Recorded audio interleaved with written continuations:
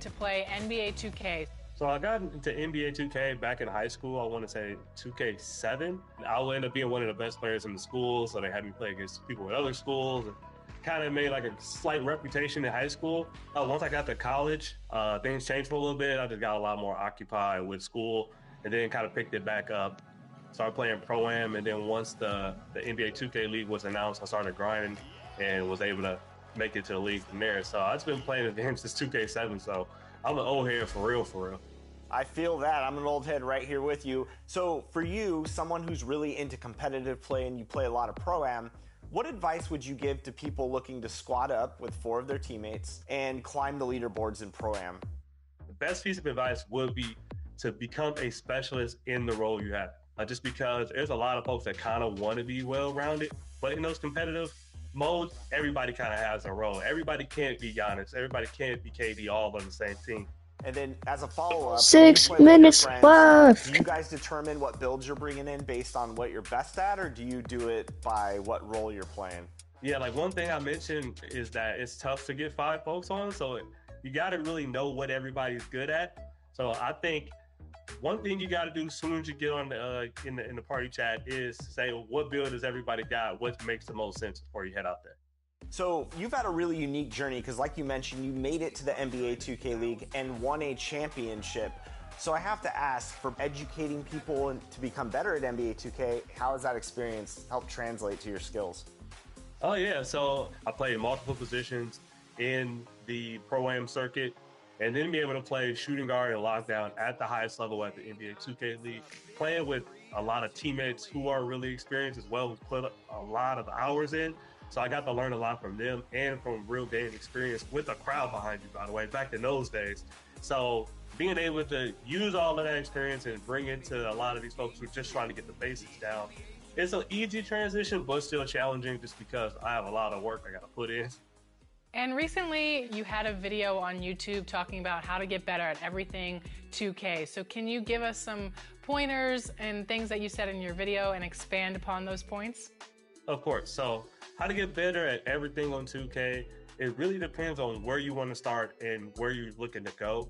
So one thing I said in the video is if you're a point guard looking to navigate to another position like center, instead of just trying to learn in real time with your teammates, in that off time, it's good to go to a mode like play now, maybe go into an empty gym or go into the blacktop. Pick a player like Giannis if you want to work on your slashing ability. Pick a player like Jokic if you want to work on being able to run the offense from the center spot. Or if you want to just play like a defensive position, you might want to just challenge folks in my team, put some guys out there you think you want to be able to guard on ball with.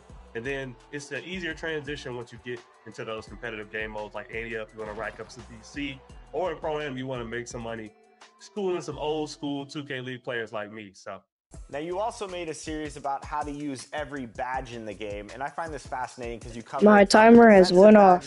1 minute and 30 seconds left. Badges. So my question for you is, what's your personal favorite badge in the game this year if you had to choose one? Oh, if I had to choose one favorite badge, oh man, this is actually a tough one. My personal favorite actually is Rise Up. Now listen to your old man, ain't not gaming when I say this. Put this on gold if you have a center. 90 standing dunk, 66 vertical. Trust me, just do it. If you gotta use your cap breakers, then so be it, but just do it. Most one-on-one situations with this and Paint Prodigy, and in some double team moments, you'll be Giannis pretty much. So Rise Up for sure. And I know you show a lot of love to Blacktop on your channel. What's your favorite part about that mode? It's funny to watch the AI go at it. I watched Steph Curry and Seth Curry play each other, and it looked like a backyard like game of basketball. So it's funny to watch them go at it. This had to be about. I will start a countdown at 20 seconds left. And congratulations. Recently, you posted that you received 1 million views from your NBA 2K content. What is that like to you? 20, 19, 18, 17, 16, 15, 14, 13, 12, 11, 10, 9, 8, 7, 6, 5, 4, 3, 2, 1, is definitely paying off. I just gotta thank God for that and thank God for all the folks that are, paying attention to the content and actually showing up and subscribing, liking, and comment. There it is. Well, Ye, thanks so much for your advice. I can't wait to check out some of your content to help my game get a little better. I could always score, an extra 5 to 10 points. And as for all of you, if you're not checking out his content, make sure to check out next week where Ye is going to take on the 2K TV Challenge. We'll see if I have to restart it. Cover stars Jason Tatum and Vince Carter. Alright, I'm gonna...